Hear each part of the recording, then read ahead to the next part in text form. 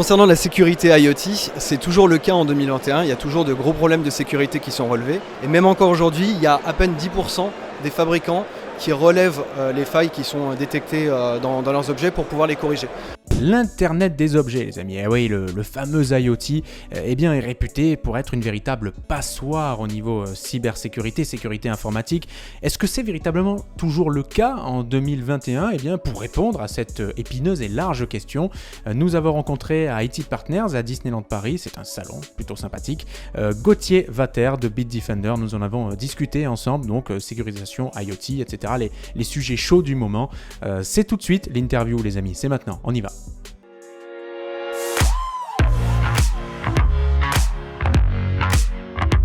On sait que l'IoT est réputé quand même pour être une véritable passoire pour les utilisateurs au niveau sécurité. Est-ce que c'est toujours véritablement le cas aujourd'hui en 2021 ou est-ce que quand même commence à y avoir des améliorations ? Alors concernant la sécurité IoT, c'est toujours le cas en 2021. Il y a toujours de gros problèmes de sécurité qui sont relevés. Il faut savoir que Bitdefender, nous, on a investi justement dans la recherche de sécurité IoT. On a une équipe dédiée qui fait régulièrement des recherches, qui découvre des failles de sécurité. Et même encore aujourd'hui, il y a à peine 10% des fabricants qui relèvent les failles qui sont détectées dans leurs objets pour pouvoir les corriger. On a beaucoup de difficultés à joindre des personnes qui sont responsables de la sécurité chez ces marques. Et effectivement, il y a des investissements qui sont nécessaires.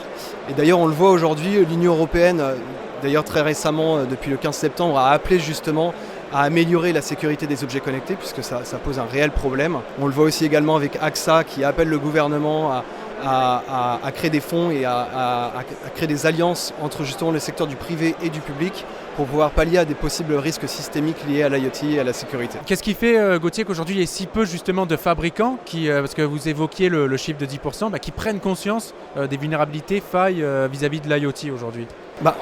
En fait, pour les vulnérabilités et les failles, il va y avoir des vulnérabilités qui sont présentes dans les objets connectés. Donc ces vulnérabilités peuvent être très compliquées à corriger si dès en amont on n'a pas conçu le produit avec justement un mindset, une envie justement, un besoin de sécurité de l'objet et donc par exemple de mise à jour automatique, de mise à jour sans interaction de la part de l'utilisateur. Effectivement, pour une personne ou une entreprise, une entité de corriger des vulnérabilités qui sont présentes dans l'appareil, ça va effectivement être un problème et quand bien même ces systèmes sont en place, il faut effectivement que l'entreprise ait investi énormément en termes de sécurité. Pourquoi ? Parce que la cybersécurité, c'est un travail continu qui va se faire dans les mises à jour. Chaque jour, on découvre des nouvelles vulnérabilités qui sont présentes dans des protocoles. Il faut pouvoir mettre à jour tous ces protocoles, la façon dont l'appareil communique avec les serveurs également, qui eux sont là pour récupérer justement les données des utilisateurs pour pouvoir y accéder à distance. Donc ça demande effectivement un gros travail pour les entreprises, humains, financiers, d'où effectivement très peu d'entreprises encore aujourd'hui qui sont capables de répondre à ce besoin. Alors il y a ce travail-là, mais il y a aussi un travail à faire chez les utilisateurs. Vous parliez des mises à jour tout à l'heure, des utilisateurs qui n'ont pas forcément le réflexe d'appliquer les mises à jour. Donc il faut bien rappeler en fait aux gens que oui, les mises à jour, c'est pas fait pour embêter ou pour envoyer des notifs. Exactement, il y a effectivement, on parle toujours d'obsolescence, les mises à jour ralentissent les appareils, etc. Il faut savoir effectivement que les mises à jour, elles sont là pour combler des problèmes qui ont été détectés, des vulnérabilités qui ont été trouvées. C'est effectivement très important de mettre à jour ces appareils. Ça concerne également les objets connectés. Et c'est ça le problème des objets connectés, c'est qu'on a tendance à penser qu'une ampoule connectée, ça reste une ampoule, on l'allume, on l'éteint, il n'y a pas de risque, mais cette ampoule connectée derrière, elle est connectée à votre réseau. Elle est connectée aux appareils de votre foyer et c'est là le risque, c'est vraiment que cette ampoule connectée qui a priori ne pose aucun danger devienne une porte dérobée pour accéder justement à vos autres appareils sur votre réseau. Alors si, admettons, cas pratique, j'ai envie d'équiper ma maison entière, imaginons j'ai une grande maison de 200 mètres carrés, je suis chanceux, bon c'est pas le cas mais bon, voilà. Imaginons, et donc je veux entièrement l'automatiser, l'équiper, donc la bourrer évidemment d'IoT. Qu'est-ce que Bitdefender conseille et propose pour que je sois totalement en sécurité. Si, imaginons, je suis un vrai débutant en sécurité et que donc j'ignore tout de comment procéder et tout. Déjà, il y a une chose intéressante, ça ne concerne pas au final que les grands foyers. Oui, voilà, c'est vrai. Avec la on va pandémie, éviter de tous déprimer.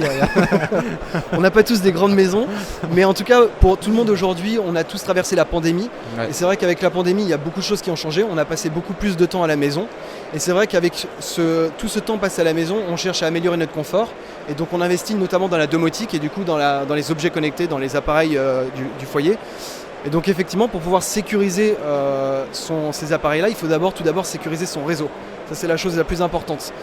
Aujourd'hui, par exemple, il y a beaucoup d'utilisateurs qui laissent encore leur box Internet sur des niveaux de chiffrement qui ne sont pas suffisants. Aujourd'hui, on le voit bien avec le WPA, le WPA2 et le WPA3 maintenant qui sont disponibles. Les gens laissent par défaut le WPA dans lequel il y a des vulnérabilités qui ont été trouvées et donc le niveau de chiffrement, il faut pouvoir l'augmenter.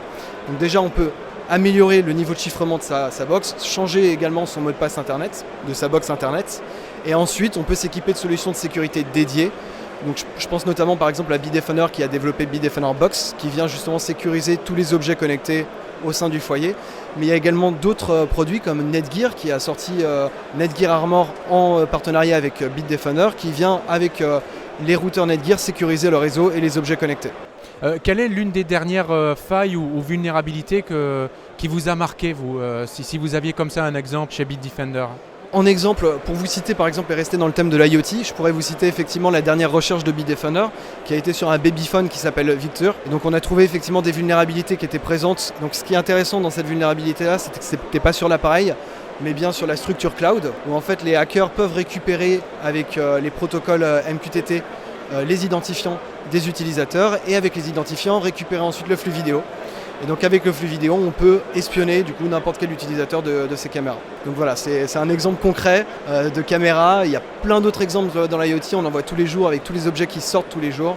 Bon, Bitdefender, on le voit derrière vous, faites ses 20 ans.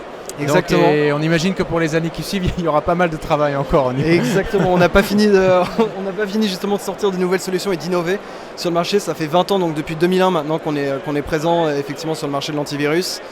C'est une belle aventure, beaucoup de belles aventures avec nos partenaires et avec nos utilisateurs, nos clients. Et on est ravis de pouvoir continuer aujourd'hui justement ce beau métier qui est de sécuriser Internet.